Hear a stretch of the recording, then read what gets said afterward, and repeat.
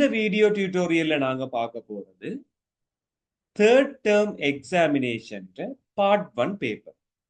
So இதுதான் initial session என்றபடியால நான் சில விஷயம் சொல்லிட்டு வரேன்.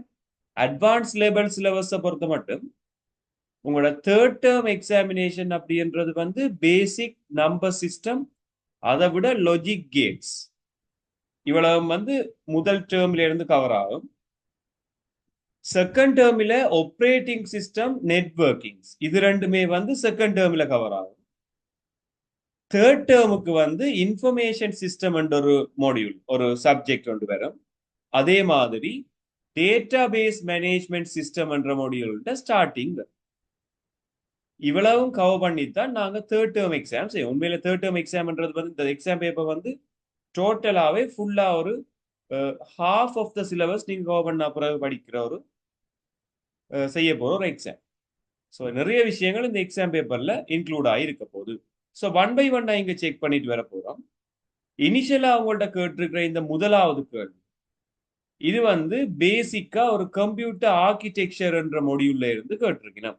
ஸோ இதை நான் ஹைலைட் பண்ணியிருக்கேன். இதுல the unit that holds the address of the next instruction to be executed fetching into the central processing unit is called.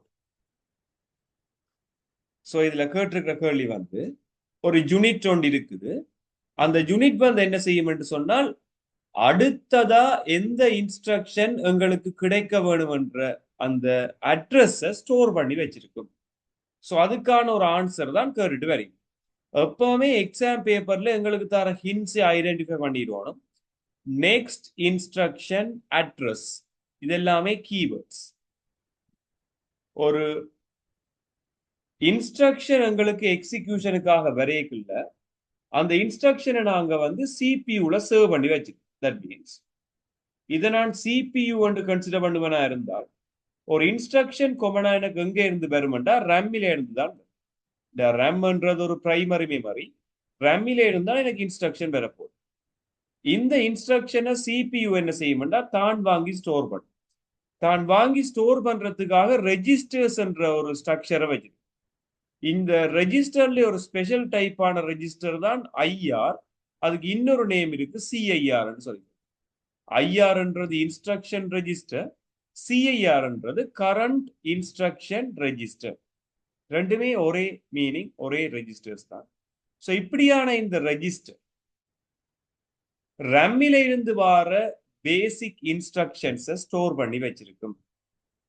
தென் அடுத்ததா எந்த இன்ஸ்ட்ரக்ஷன் ரம்முக்கு வர வேணும்ன்றதை இன்ஸ்ட்ரக்ட் பண்றதுக்காக ப்ரோக்ராம் கவுண்டர் என்ற நேம் உள்ள ஒரு ரெஜிஸ்டர் வந்து ஒர்க் பண்ணி கொள்ளும். ஸோ நீங்க இதுல ஐடென்டிஃபை பண்ண வேண்டியது ப்ரோக்ராம் கவுண்டர் என்றது short in form PC. Program counter இது ஒரு டைப்பான ரெஜிஸ்டர். இந்த ரெஜிஸ்டர் என்ன செய்யும்னா அடுத்ததா எந்த இன்ஸ்ட்ரக்ஷன் சிபியூக்குள்ள வர வேணும்ன்றதை டிட்டர்மைன் பண்ணிக்கொள்ளும். இப்ப சிபியூக்குள்ள எடுத்துக்கொண்டு வரதை சொல்றது அப்படி என்றா ஃபெச்சிங் என்று சொல்லி. So fetching into the central processing unit. இதன் சரியான answer program counter. So program counter என்ன செய்யும் என்று சொன்னா அடுத்ததா எந்த இன்ஸ்ட்ரக்ஷன் சிபியூக்குள்ள வர வேணும்ன்றதை டிட்டர்மைன் பண்ணிக்கொள்ளும். Correct answer first answer. இந்த இடத்துல செகண்டா உங்கள்கிட்ட கேட்டிருக்கிற கேள்வி அரித்மெட்டிக் அண்ட் லாஜிக்கல் யூனிட். உண்மையில இந்த ஆன்சரை பற்றி சொல்லி ஏஎல்ஜூன்றது சிபியூடைய ஒரு பார்ட்டா தான் இருக்கும். ஓகே, பட் ஏஎல்ஜூ வந்து அரித்மெட்டிக் அண்ட் லாஜிக்கல் ஆபரேஷன்ஸை மட்டும்தான் செய்து கொள்ளும். அப்ப இதை எப்படி எக்ஸாம்பிளா சொல்லலாம்னா அடிஷன், சப்ட்ராக்ஷன், மல்டிப்ளெக்ஷன், டிவிஷன் இப்படியான சில அரித்மெட்டிக் ஆபரேஷன்ஸை மட்டும்தான் இது மேனேஜ் பண்ணி. தென் சிஜூ அப்படின்றது கண்ட்ரோல் யூனிட். இந்த கண்ட்ரோல் யூனிட் வந்து கம்ப்யூட்டர் சிஸ்டத்துல இருக்க போற மற்ற கம்போனன்ட்ஸ், வேற வேற கம்போனன்ட்ஸை வந்து கண்ட்ரோல் பண்றதுக்காக நாங்க இதை யூஸ் பண்ணிக்கொள்வோம். தென் ரெஜிஸ்டர்ல ஒரு ஸ்பெஷல் டைப்பான ரெஜிஸ்டர் தான் பிசி, அதை விட ஐஆர் அல்லது சிஐஆர், அதை பற்றி பார்த்திருந்தோம். மெயின் மெமரி என்று சொல்ல வாரது ரேம். இதுக்கு சரியான ஆன்சர் ஃபர்ஸ்ட் ஆன்சரா இங்க இருந்து கொள்ள போகுது. Okay, then we'll move with the second one. So இங்க எங்கள்ட்ட செகண்ட் கொஸ்டினா கேட்டிருக்கு சில ஸ்டேட்மெண்ட் வந்து இது காமனான ஸ்டேட்மெண்ட்ஸ் தான். ஸோ இதன் ஆன்சர்ஸ் நாங்கள் செக் பண்ணிட்டு வரலாம். சோ முதலாவது பாட்டா இதுல கேட்டிருக்கிறது வந்து it is not necessary to obtain legal permission for the usage of proprietary software from the respective owners. A என்ற ஸ்டேட்மெண்ட்டை பற்றி கதைச்சிட்டு வரீங்கன்னா ஏ என்ற ஸ்டேட்மெண்ட் என்ன சொல்றதுன்னு சொன்னால் நாங்கள் ஒரு ப்ரொப்ரியேட்டரி தட் மீன்ஸ் ஒரு உரிமை உள்ள மென்பொருள் மைக்ரோசாஃப்ட் வேர்டை யூஸ் பண்றதுக்கு நீங்கள் மைக்ரோசாஃப்ட் என்ற கம்பெனிகிட்ட போயிட்டு பெர்மிஷன் எடுக்க வேண்டிய தேவை இல்லை. அதாவது அவைன்ற லைசன்ஸை நாங்க வாங்க வேண்டிய தேவை இல்லைன்னு சொல்லி அப்படி இல்லை. நாங்க வந்து என்ன செய்ய வேணும்னு சொன்னால் பர்டிகுலர் சாஃப்ட்வேரை யூஸ் பண்ண போறீங்கன்னு சொன்னா அவைகிட்ட இருந்து அந்த லைசன்ஸை வாங்கணும். லைசன்ஸ் வாங்குறது தான் பர்ச்சேஸ். ஒரிஜினல் வெர்ஷனை நாங்க பர்ச்சேஸ் பண்ணுவோம், வாங்குவோம். அதுக்கான ஒரு பேமெண்ட்டை கொடுத்து நாங்க வாங்குவோம். நாங்க இன்டர்நெட்ல போயிட்டு கிராக் வெர்ஷன்ஸ் டவுன்லோட் பண்றதெல்லாம் இலீகல் என்ற கேட்டகரிக்கு வந்து இப்ப உண்மையில நாங்கள் அதுக்கான பேமெண்ட்டை கொடுத்து முறையா வாங்குறது தான் ஒரு ப்ரொசீஜர். இதே ப்ரொப்ரேட்டரி சாஃப்ட்வேர் இல்லாம ஓபன் சோர்ஸ் சாஃப்ட்வேரா இருந்திருந்தா இந்த ஸ்டேட்மெண்ட் ஓகே, எஃப்ஓஎஸ்எஸ் அது யாருமே எப்போ டவுன்லோட் பண்ணி யூஸ் பண்ணலாம், அது ஓகே. பட் இங்க இது ஒரு உரிமை உள்ள மென்பொருளா இருக்கிறபடியால this one is wrong. Then all the open source software are always free of charge. இந்த பி ஸ்டேட்மெண்ட் பற்றி சொல்லிக் கொண்டு வரீங்கன்னா இதுல உங்களோட கேட்ட கேள்வி என்னன்னு சொன்னா correct state. all the open source software are always free of charge. எல்லா ஓபன் சோர்ஸ் சாஃப்ட்வேருமே வந்து எங்களுக்கு ஃப்ரீ ஆஃப் சார்ஜா கிடைக்க மாட்டோமா சொல்லி கொண்டு வரீங்கன்னா உண்மையில ஓபன் சோர்ஸ் சாஃப்ட்வேர்னு சொல்ல வரது எப்படி இருக்குமென்னு சொன்னால் ஃப்ரீயா நீங்க கோடிங்க டவுன்லோட் பண்ணி எடுக்கலாம். அப்ப அப்படியான சாஃப்ட்வேர் பெரும்பாலும் உங்களுக்கு என்ன நடக்குமெண்டா ஃப்ரீயா கிடைக்குமே தவிர சில விஷயங்கள் சில நேரங்கள்ல அதுக்கு நாங்கள் காசு கட்ட வேண்டி இருக்கும். இப்ப எக்ஸாம்பிளுக்கு பாத்தீங்கன்னு சொன்னா இன்டர்நெட்ல அவைலபிளா இருக்கிற பெரும்பாலான ஓபன் சோர்ஸ் சாஃப்ட்வேர்ஸ் வந்து நாங்க ஃப்ரீயா டவுன்லோட் பண்ணி பாவிக்கலாம். பட் சில சாஃப்ட்வேர்ஸ் இன்டர்நெட்ல அவைலபிளா இருக்கும். நீங்க ஒரு பேமெண்ட் ஒன்று கட்டினீங்கன்னு சொன்னா மட்டும் அந்த சோர்ஸ் கோட உங்களுக்கு தருவோம், நீங்க பாவிச்சு எடிட் பண்ணலாம். பட் இல்ல ஃப்ரீயா தான் பாவிக்க போறீங்கன்னு சொன்னா உங்களுக்கான யூசேஜ் மட்டும்தான் ஃப்ரீயே தவிர அந்த கோடை நான் உங்களுக்கு தர மாட்டேன். சில ரூல்ஸ் இருக்கு. அப்ப எப்பவுமே எல்லா ஓபன் சோர்ஸ் சாஃப்ட்வேருமே ஃப்ரீயா கிடைக்க மட்டும் இல்லை. சில நேரங்கள்ல அவை அடிஷனல் ஃபீச்சர்ஸை நாங்க பாவிக்கணும் சொல்லி சொன்னால் அதுக்கான பேமெண்ட் எடுக்கிற சந்தர்ப்பங்களும் இருக்கும். ஸோ இந்த ஸ்டேட்மெண்ட்டும் உங்களுக்கு ரோங்கான ஸ்டேட்மெண்டா இருக்கு. Open source software give more rights to the users while comparing the proprietary software.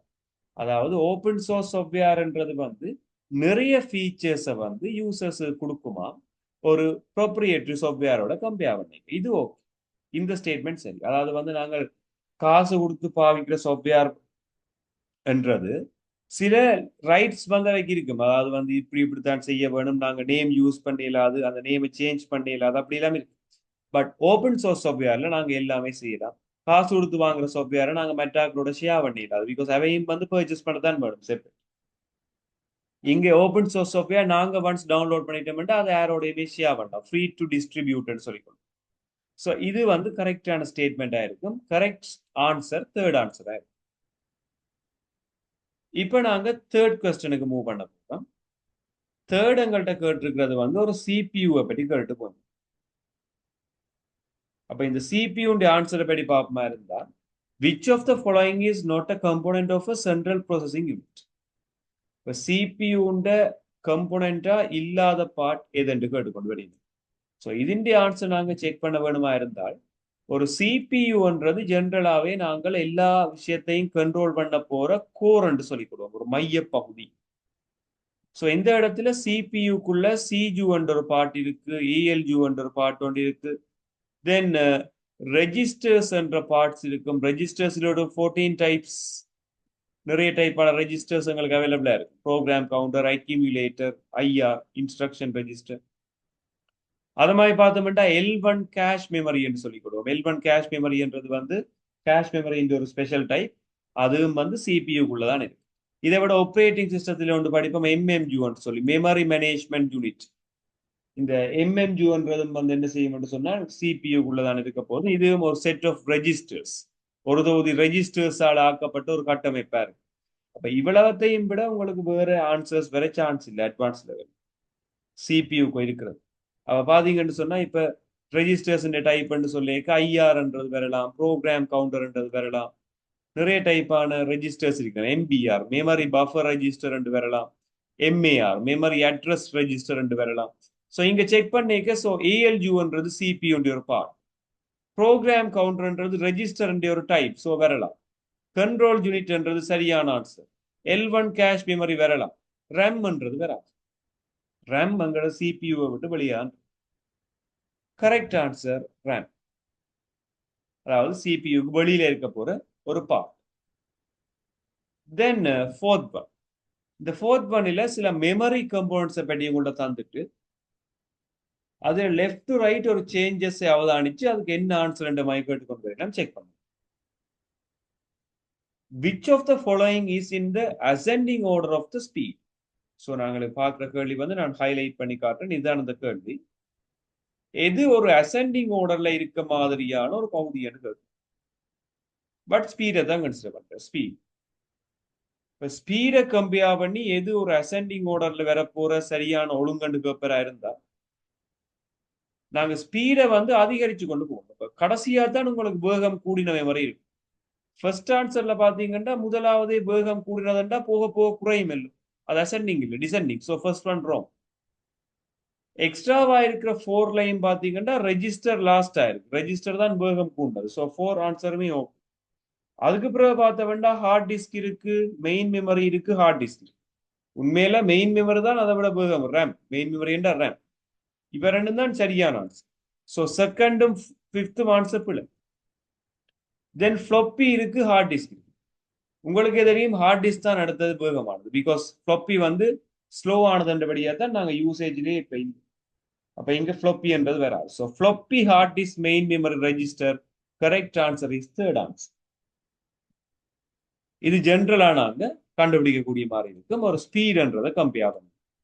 Then will move with the fifth one. Bios என்ற கன்செப்டை பற்றி ஒரு கேள்வி ஒன்று வருது. பயோஸ் என்றது இந்த விரிவாக்கம் ஜென்ரலா தெரியும்.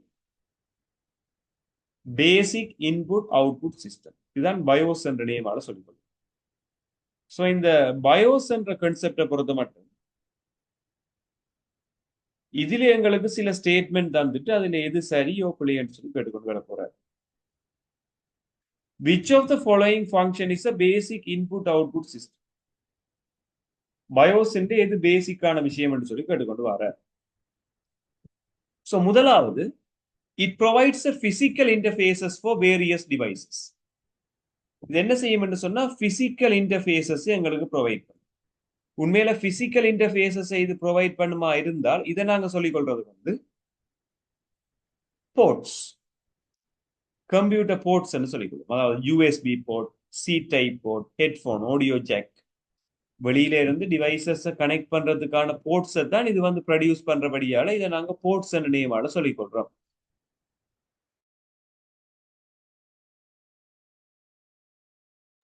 ஓகே, தென் அடுத்து. It provides a program for the central processing unit in order to communicate peripherals. It provides the programs for the central processing unit in order to communicate peripherals. அதாவது வந்து சிபியூவோட மற்ற பெரிபெரல் டிவைசஸ் அப்படி என்று சொன்னால் external hardware அப்படி யோசி. நாங்க எக்ஸ்டர்னலா connect பண்ற மவுஸ், கீபோர்ட், ஸ்கேனர் எல்லாமே பெரிபெரல் டிவைசஸ். ஸோ இந்த பெரிபெரல் டிவைசஸ் கம்ப்யூட்டரோட கனெக்ட் பண்றதுக்கான ப்ரோக்ராமை கொடுக்கும். அது உண்மையில இதுதான் சரியான ஆன்சராக இருக்க போகுது. ஸோ இந்த இடத்துல நீங்க பார்க்க வேண்டியது பெரிபெரல் டிவைசஸ் அப்படி என்றா என்ன.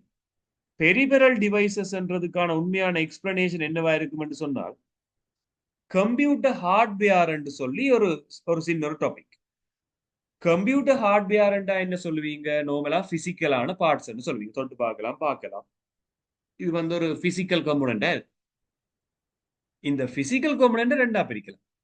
ஒரு ஃபர்ஸ்ட் டைப்பான ஹார்ட்வேரை சொல்றது வந்து இன்க்ளூடட் ஹார்ட்வேர், தென் பெரிபெரல்ஸ். இன்க்ளூடட் ஹார்ட்வேர் என்று சொல்ல வாரது வந்து இன்டர்னல் ஹார்ட்வேர். மேல இதுக்கான name internal hardware. Internal hardware என்று சொன்னா கம்ப்யூட்டருக்குள்ள இருக்க போற சிபியூ, சிஜு, ரெஜிஸ்டர்ஸ், ரேம் இதெல்லாம் வந்து இன்டர்னல் ஹார்ட்வேர் கம்ப்யூட்டருக்கு உள்ள இருக்கு. இப்ப எக்ஸ்டர்னலா நாங்கள் பாவிக்கிற பெரும்பாலான ஹார்ட்வேரை நாங்கள் பெரிபெரல் டிவைஸ் சொல்லுவோம். எக்ஸ்டர்னல் மவுஸ், எக்ஸ்டர்னல் கீபோர்ட்ஸ் எல்லாமே பெரிபெரல் டிவைஸ். ஸோ இப்படியான பெரிபெரல் டிவைசஸை நாங்கள் கனெக்ட் பண்ணிக்க அது சிபியூவோட சரியான விதத்துல கனெக்ட் ஆனா தான் இந்த கம்ப்யூட்டர் வந்து சக்சஸ்ஃபுல்லா ஒர்க் ஆகும். இப்படி சக்சஸ்ஃபுல்லா ஒர்க் ஆகணும்னு சொன்னா அதோட கனெக்ட் பண்றதுக்கு ஒரு ஸ்பெஷல் டைப்பான ப்ரோக்ராம் தேவை. அந்த ஸ்பெஷல் டைப்பான program we called as BIOS. Then third answer. So second answer is BIOS. It provides memory space for loading applications from the hardware. So இதுக்கு ஆன்சர் RAM. So RAM தான் என்ன செய்யும் என்று சொன்னால் சிபியூல இருந்து ஒரு சிபியூக்கு ரன் ஆக வேண்டும் என்று சொன்னால் ஹார்ட் டிஸ்க்ல இருந்து வர அந்த டேட்டாவை தான் வாங்கி வச்சிருந்து அந்த அப்ளிகேஷனை ரன் பிறகு சிபியூ. தட் மீன்ஸ் RAM என்றதான் இதுக்கான answer. It provides electronic power required for the computer. Electronic பவரை கொடுக்க போற ஒரு டிவைஸை நாங்க சொல்றது பவர் சப்ளை யூனிட் நேம் சொல்றோம். ஸோ ஜென்ரலா எங்களுக்கு சில பேசிக் ஹார்ட்வேர் தெரிஞ்சிருந்தானே அந்த கூகுள் பண்ணி உங்களுக்கு காட்டுறேன். பவர் சப்ளை யூனிட் என்று சொல்லி ஒரு யூனிட் உண்டு. ஸோ இந்த பவர் சப்ளை யூனிட் என்ன செய்யும் என்று சொல்லி சொன்னால் கம்ப்யூட்டருக்கு வந்து ஆல்டர்னேட்டிவ் கரண்ட் கிடைக்கல அதை வந்து ஒரு டிரெக்ட் கரண்டா மாத்திக்கும். பவர் சப்ளை யூனிட் நேம் சொல்றோம். கம்ப்யூட்டர் பவர் சப்ளை யூனிட்ன்றது இது. டிரெக்டா நாங்கள் கொடுக்குற 240 வோல்டேஜ் பவர் எடுத்து கம்ப்யூட்டருக்கு ஏற்ற மாதிரி அதை சேஞ்ச் பண்ணி கொடுக்கும். ஸோ இந்த பிஎஸ்யூன்னு சொல்லுவோம், power supply.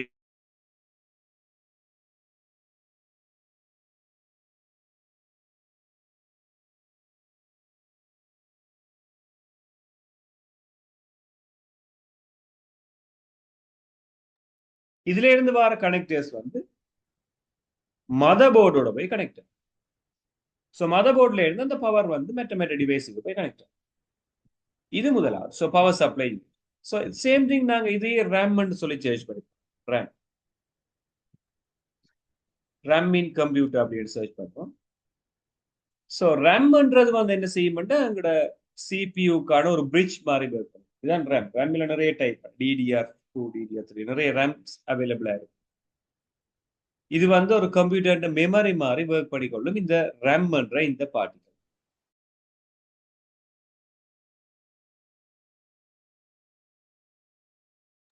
Okay. So then நாங்கள் இப்ப இந்த பார்ட் வேற போறோம் எக்ஸாம்பிள். ஸோ இதுல it provides electronic power required for the computer என்றது power supply unit. It provides memory space for needed computer. It provides memory space needed for computer. கம்ப்யூட்டருக்கு தேவையான memory space இது provide பண்ணுமென்று சொல்லிக்க நாங்கள் random access memory எடுக்கிறோம். Random access memory தான் இந்த கம்ப்யூட்டருக்கு தேவையான memory பவரை கொடுக்கும்.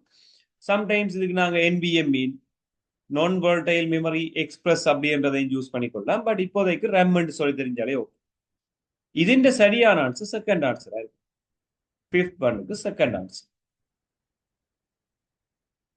ஸோ இந்த இடத்துல நாங்கள் நெக்ஸ்ட் ஒன்னுக்கு மூவ் பண்ண போறோம், சிக்ஸ்த்.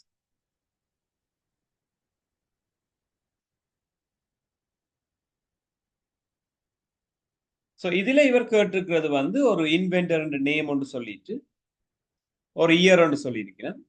அந்த இயரை வச்சுக்கொண்டு உண்மையில அந்த ஸ்பேஸுக்கு வர வேண்டிய ஆன்சர் என்னன்னு சொல்லி கண்டுபிடிச்சோம்னா ஜாக் கில்பி.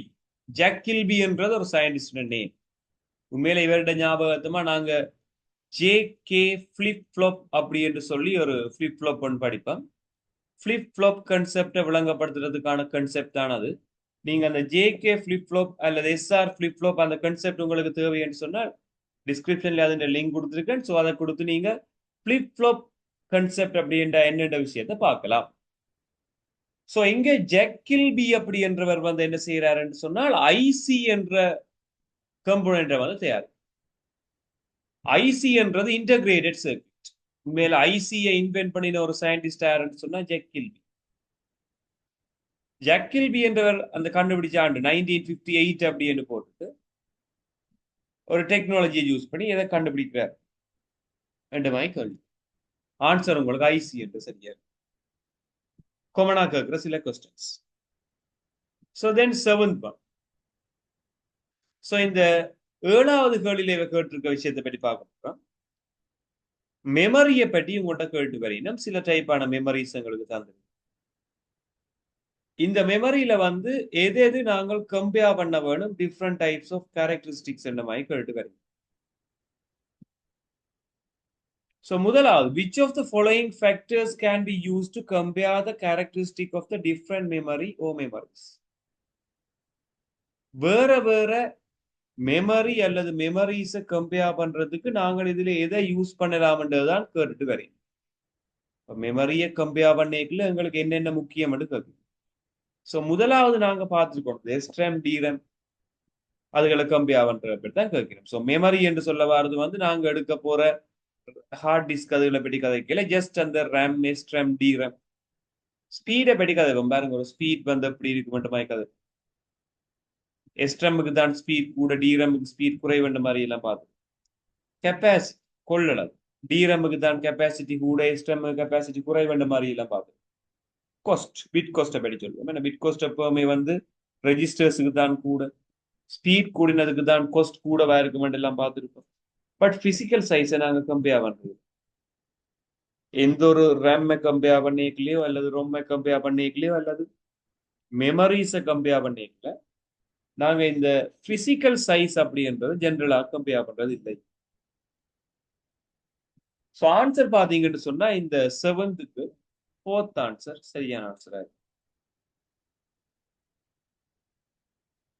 ஸோ இப்ப பார்க்க போறது வந்து 8. இந்த 8வது கேள்வியில எங்களுக்கு ரேம்ன்றதை பற்றி கேள்வி கேட்டுக்கொண்டு வரீங்கன்னா, ரேம்ல இருக்க போற சில பார்ட்ஸை பற்றி கேட்டு வரீங்கன்னா, எஸ்ட்ரம் டிரம் வந்து 2 டைப்பான ரேம் எங்கள்கிட்ட இருக்கு. எஸ்ட்ரம் டிரம் வந்து 2 டைப்பான ரேம். ஜென்ரலா இதை நான் கிளாசிஃபை பண்ணி வருன்னு பார்க்கலாம் நீங்க ஈஸியா. எஸ்ட்ரம்ன்றது ஸ்டாட்டிக் ரேம் என்ற நேமால சொல்லி, சேம் டைம் டிரம்ன்றது டைனமிக் ரேம் என்ற நேமால சொல்லி. எப்பவுமே ஸ்டாட்டிக் ரேம் அப்படின்றது வந்து ஸ்பீட் கூடின ஒரு ரேம், எஸ்க்கு எஸ் கூட ஞாபகம், ஸ்பீட் கூடவான ஒரு ரேம். அடுத்தது டிரம்க்கு ஸ்பீட் குறைவா இருக்கு. எஸ்ட்ரம்ன்றது ஸ்பீட் கூடன்றபடியால காஸ்டும் வந்து கூட வேறு. தென் டிரம்க்கு வந்து காஸ்ட் கொஞ்சம் குறைவா இருக்கு. டென்சிட்டி என்றது வந்து மெமரி டென்சிட்டி, அதாவது எவ்வளவு தூரம் அதன் கம்போனன்ட்ஸ் வந்து அடர்த்தியா இருக்கிறது. டென்சிட்டி உண்மையில டிரம்க்கு கூடவா இருக்கும், எஸ்க்கு குறை, டிக்கு டி கூடன்ற மாதிரி யோசிக்கும். அப்ப எஸ்ட்ரம் யூஸ் பண்ணித்தான் நாங்க ரெஜிஸ்டர் கேஷ் மெமரி எல்லாமே உற்பத்தி செய்யறது, இதை யூஸ் பண்ணி ரெஜிஸ்டர் கேஷ் மெமரி. தென் இந்த இடத்துல பார்த்தோம்னு சொன்னா எஸ்ட்ரம் டிரமுக்கான டிஃபரன்சஸ் பார்க்கல. Static random access memory, SRAM has more density than the dynamic random access மெமரின்னு சொல்லி. ஸோ இதில் கேட்டது what sorry above is oh incorrect. Incorrect கேட்டபடியால ஏ வந்து ஆன்சரா வரலாம், பிகாஸ் இது பிள்ளை. Static random access memory SRAM அப்படின்றது டிரம் ஒப்படைக்குள்ள அதிகமான டென்சிட்டியை கொண்டிருக்கும்னு சொல்றோம். உண்மையில டென்சிட்டி கூடினது வந்து எஸ்ட்ரம் தான், சாரி டிரம் தான். இது ராங்.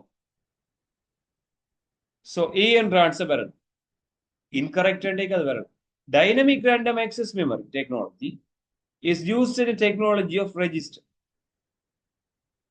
டிரம் இருக்குதான், டிரம் யூஸ் பண்ணித்தான் ரெஜிஸ்டர் செய்யறதா இல்ல எஸ்ட்ரம் யூஸ் பண்ணித்தான் ஸ்டாட்டிக் ரேம் யூஸ் பண்ணித்தான் ரெஜிஸ்டர் செய்யறது. ஸோ இதுவும் ராங்.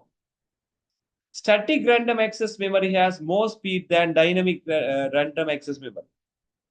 SRAM வந்து DRAM விட ஸ்பீட் கூடன்னு சொல்றேன், இது கரெக்ட். ஸோ இதில் கேட்டது what are the statements are incorrect? A and B are incorrect.